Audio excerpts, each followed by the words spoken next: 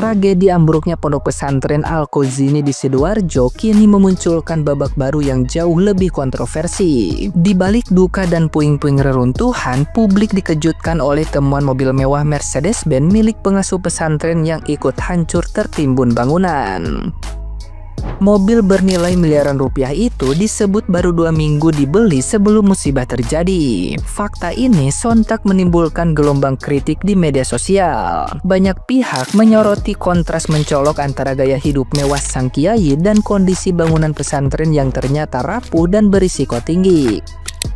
Sorotan publik pun bergeser dari belasungkawa menjadi kemarahan, mempertanyakan prioritas dan tanggung jawab moral di balik tragedi yang menewaskan para santri itu. Pernyataan pengasuh pesantren yang menyebut peristiwa tersebut sebagai takdir justru memperkeruh keadaan. Banyak netizen yang budiman menilai ungkapan itu sebagai bentuk pengalihan dari dugaan kelalaian konstruksi. Apalagi setelah pakar teknik menilai struktur bangunan 4 lantai tersebut tidak proporsional.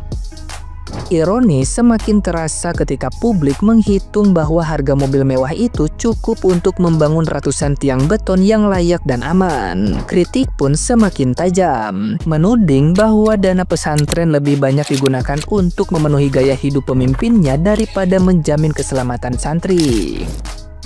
Kini musibah ini bukan sekadar tragedi bangunan ambruk, melainkan cermin kelam tentang penyalahgunaan kepercayaan dan minimnya akuntabilitas di balik dinding pesantren. Nah, gimana nih menurut netizen yang terhormat? Silahkan berkomentar ya. Tim SAR gabungan menemukan satu mobil merek Mercy di dalam bangunan yang ambruk di Ponpes Al-Khazini Sidoarjo.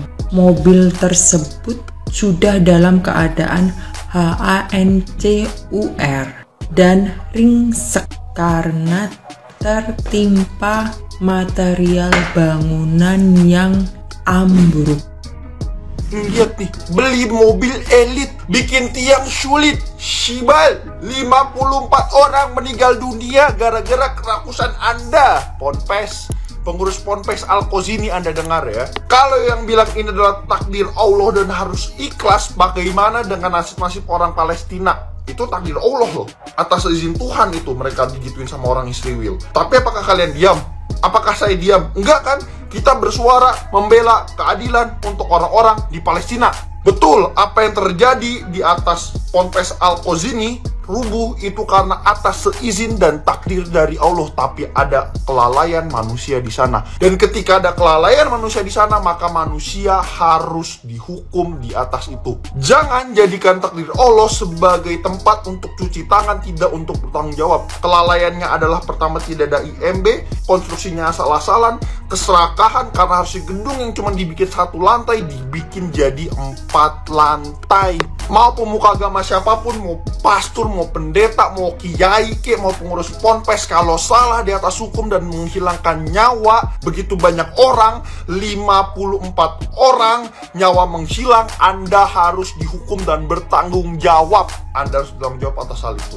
Jadi jangan cuci tangan atas nama takdir Tuhan. Betul kalau itu memang takdir Tuhan, kalau kalian mau berpikir demikian, tetapi takdir Tuhan di situ ada kelalaian manusia, di mana kelalaian manusia itu bisa dijerat oleh hukum.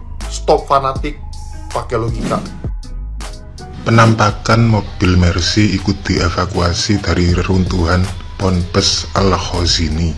Nah, ini bakal heboh lagi nih. Sebelumnya saya minta izin untuk memperkenalkan kalau saya santri angkatan 1424 Hijriah 2003 Madrasah Diniyah Sidoarjo. Meskipun tingkat dasar, tapi kalian belum tentu punya. Jadi saya boleh ya menanggapi karena mungkin ini ranah saya. Saya tidak akan menanggapi buzzer-buzzer apalagi non-muslim ya. Yang saya mau tanggapi, kenapa kalian sesama muslim bisa berkomentar seperti ini. Komentar-komentar kalian yang membahas anggaran buat beli Mercy. Kalian tahu nggak biaya pendaftaran di Ponpes itu berapa? dan jariahnya berapa? Sangat murah. Dan kenapa kiai-kiai NU yang punya pondok pesantren itu naiknya mobil Mercy, Fortuner, Pajero, kenapa semuanya mewah? Sekarang saya mau cerita. Di pondok pesantren itu kan santrinya banyak ya. Kira-kira kalau sudah jadi alumni, ada yang jadi orang kaya nggak? Jawabannya banyak. Jadi ketika mereka sudah kaya, mereka kan bingung nih mau buang duitnya kemana. Tiba-tiba inget nih dulu pernah mondok. Di sana kan pengasuh itu kan sebagai ganti orang tua. Mereka memberikan hadiah, ada yang umroh, haji, bahkan mungkin ya termasuk Mercy itu. Kenapa kok nggak ada yang terpublikasi? Ya karena mereka ikhlas, nggak nyari follower. Lagian kiai udah sepuh, mana tahu sih merek-merek mobil seperti Mercy, Rolls Royce. Yang tahu itu kan kita-kita yang masih muda, yang duniawi, yang nggak mampu beli. Kenapa mobilnya nggak dijadiin anggaran buat bangun pondok? Ya yang ngasih sedih dong. Kan mereka ngasih biar Pak Yai datang kemana-mana ke pengajian itu kan nyaman, biar ikut dapat berkah juga. Dan ini ada pernyataan dari orang tua santri korban, mengaku saya sudah ikhlas. Ya ikhlas lah, wong di sini murah, jariah bulanannya murah, pendaftaran murah. Yang jadi pertanyaan, yayasan kalian itu bayar mahal-mahal, fasilitas biasa aja itu kok bisa gitu. Jadi kalian sesama muslim kalau nggak tahu apa-apa, nggak usah nyinyir, nggak usah berargumen macem-macem, fitnah itu namanya, zolim kalian. Update terbaru dari kasus Pondok Pesantren Al-Khozini. Polisi akan memulai penyelidikan atas dugaan adanya kelalaian dalam pembangunan musola Pondok Pesantren Al-Khozini. Ini harus dilakukan karena kelalaian itu tidak sepele, apalagi sampai menghilangkan nyawa. Ini diatur di hukum. Sebagai gambaran, pada tahun 2019 di Jakarta ada rumah kos-kosan 3 lantai yang ambruk. Hal ini menyebabkan 3 orang kehilangan nyawa dan 11 orang lainnya luka-luka. Dan dari kasus ini, polisi menetapkan pemilik rumah sebagai tersangka dijerat pasal 359 dan 360 KUHP tentang kelalaian. Karena IMB tidak punya, kondisi bangunan tidak layak, tapi sudah digunakan, sudah disewakan untuk kos-kosan. Jadi, kasus ini dengan kasus ambruknya bangunan Pondok Pesantren Al-Khozini itu kurang lebih mirip. Nah, tapi ini kan penyelidikan baru dimulai ya. Mari kita tunggu update-nya kayak gimana dan kita kawal bareng-bareng guys. Apakah semua orang di mata hukum sama, dan apakah dalam kasus ini keadilan bisa ditegakkan seadil-adilnya?